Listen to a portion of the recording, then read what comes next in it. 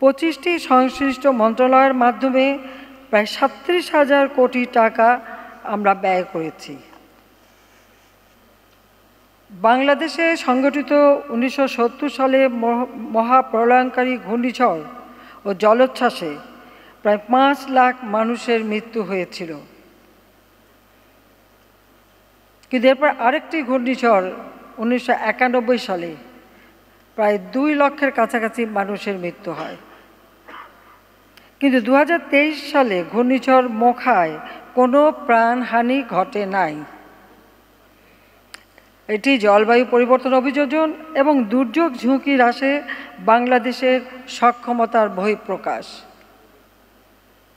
গত 15 বছরে আমরা পার্বত্য শাল বনাঞ্চলে প্রায় 1,27,548 হেক্টর এলাকায় বৃক্ষরোপণ সহ 89,853 হেক্টর উপকূলীয় বন সৃজন করেছি।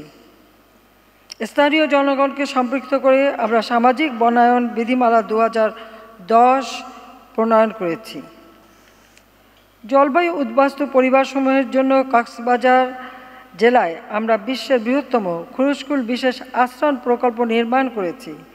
এই প্রকল্পের আওতায় 139টি বহুতল ভবন নির্মাণ করে 4,409টি জলবায়ু উদ্বাস্তু পরিবারকে পুনর্বাসনের লক্ষ্যে নির্ধারণ করা হয়েছে।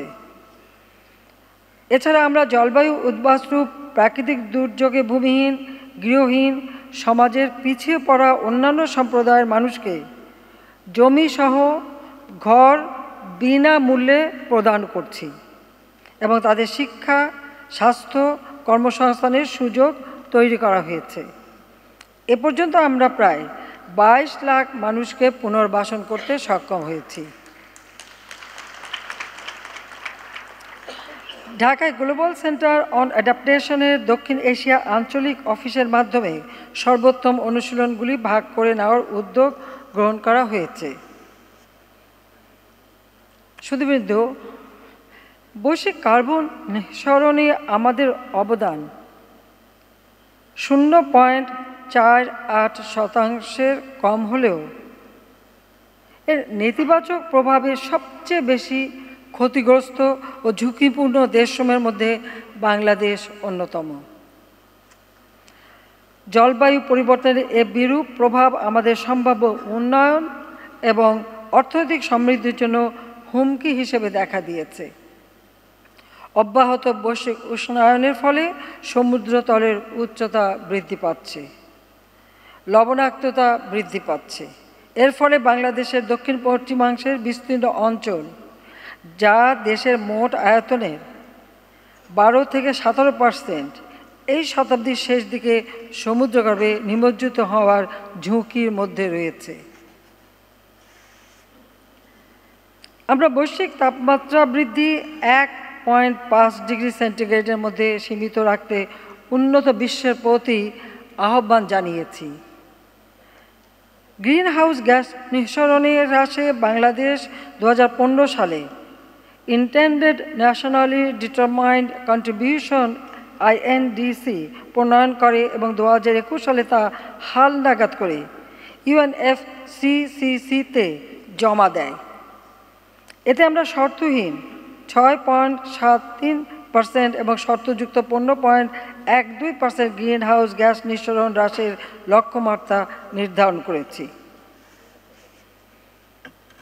শুধু মণ্ডলী, বাংলাদেশের আমরা জীবাশ্ম জ্বালানির ব্যবহার হ্রাস করে নবায়নযোগ্য জ্বালানির ব্যবহার বৃদ্ধি করেছি, যাতে গ্রিনহাউস গ্যাস নিঃসরণ হ্রাস পায়। এ পর্যন্ত প্রায় 60 লাখ সোলার হোম সিস্টেম স্থাপন এবং গ্রামাঞ্চলে 45 লাখেরও বেশি উন্নত চুলা বিতরণ করা হয়েছে।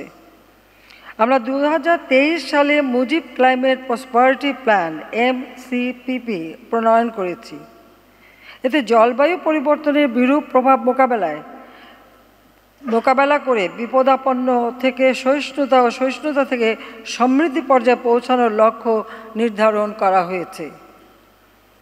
এছাড়া MCPP-তে অভিযোজন ও প্রশমন কার্যক্রমে স্থানীয় জনগণের স্বপ্রণোদিত অংশগ্রহণ প্রকৃতি ভিত্তিক সমাধান ও সমাজের সকলের অংশগ্রহণের উপরও আমরা বিশেষ গুরুত্ব আরোপ করেছি। সম্মানিত অতিথিবৃন্দ, বাংলাদেশ ইতিমধ্যে জাতীয় অভিযোজন পরিকল্পনা ন্যাপ এনএপি 2022 থেকে 2050 প্রণয়ন করেছে। 2022 সালের অক্টোবরে এটি ইউএনএফসিসিসিতে দাখিল করা হয়েছে।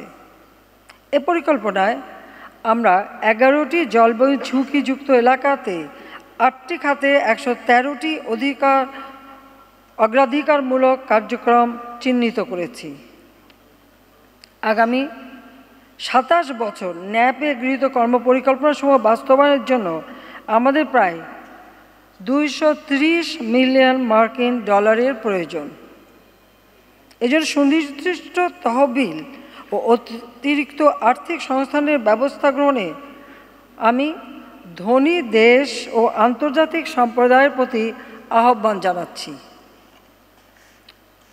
উন্নত দেশসমূহ ব্যাপক কার্বন নিঃসরণের মাধ্যমে বৈশ্বিক উষ্ণতা বৃদ্ধিতে ভূমিকা রেখে চলেছে।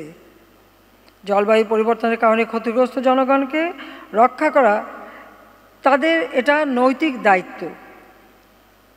আমরা ক্লাইমেট ভালনারেবল ফোরাম সিভিএফ এর সভাপতি থাকাকালে অভিযোজন ও প্রশমন কার্যক্রমে উন্নত দেশসমূহের প্রতিশ্রুত প্রতি বছর $100 বিলিয়ন প্রদানের বিষয়টি বাস্তবায়ন করার জন্য বারবার আহ্বান জানাচ্ছি। আমার প্রত্যাশা উন্নত দেশসমূহ তাদের প্রতিশ্রুতি রক্ষা করবে। এলডিসি থেকে উত্তরণের পরেও বাংলাদেশ সহ জলবায়ু পরিবর্তনের বিরূপ প্রভাবে হুমকিতে থাকা অন্যান্য দেশগুলো যাতে অব্যাহতভাবে আর্থিক, বৈজ্ঞানিক ও প্রযুক্তিগত সহায়তা পায়, সেজন্য আমি আন্তর্জাতিক সম্প্রদায় ও ধনী দেশগুলোর প্রতি আহ্বান জানাই।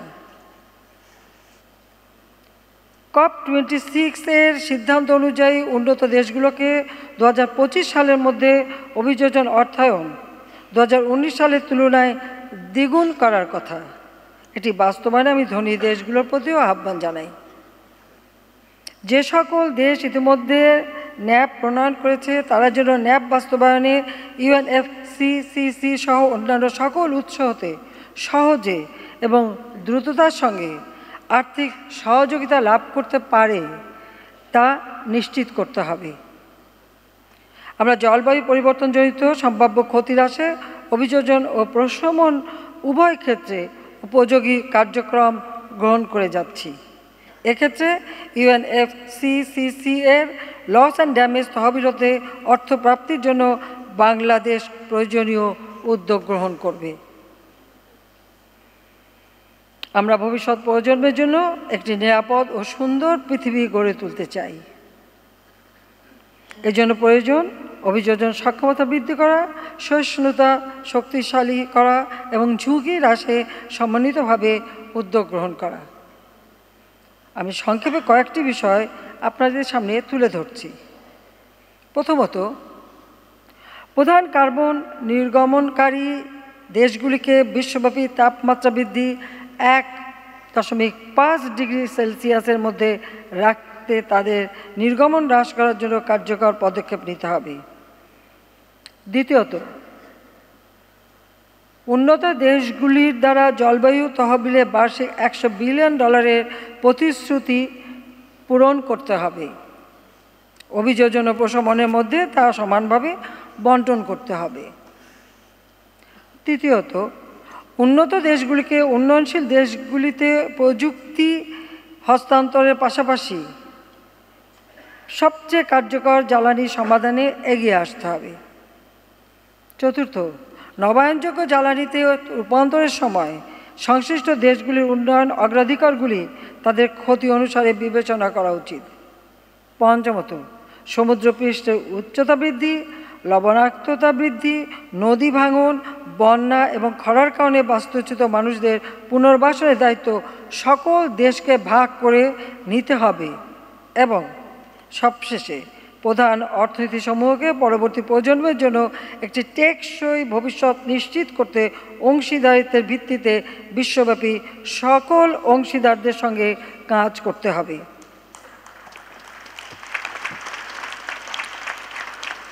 জলবায়ু পরিবর্তনের অভিঘাত মোকাবেলায় বাংলাদেশ সবসময় আন্তর্জাতিক সম্প্রদায়ের সাথে কাজ করে যাচ্ছে।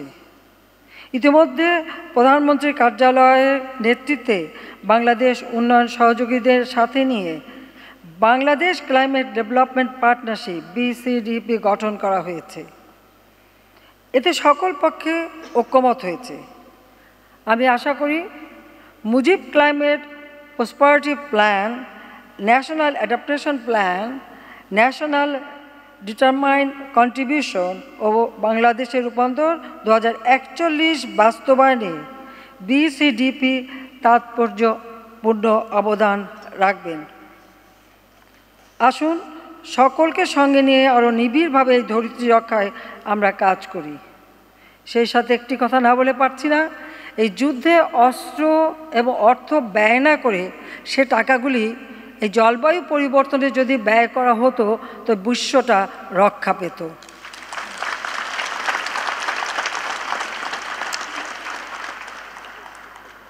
সকলকে আবারও ধন্যবাদ জানিয়ে ন্যাপ এক্সপো 2024 এবং Bangladesh climate development partnership BCDP এর শুভ উদ্বোধন ঘোষণা করছি। I declare the grand inauguration of NAP Expo 2024 and the launch of BCDP. Thank you very much. ধন্যবাদ সবাইকে। খোদা হাফেজ। জয় বাংলা, জয় বঙ্গবন্ধু, বাংলাদেশ চিরজীবী হোক।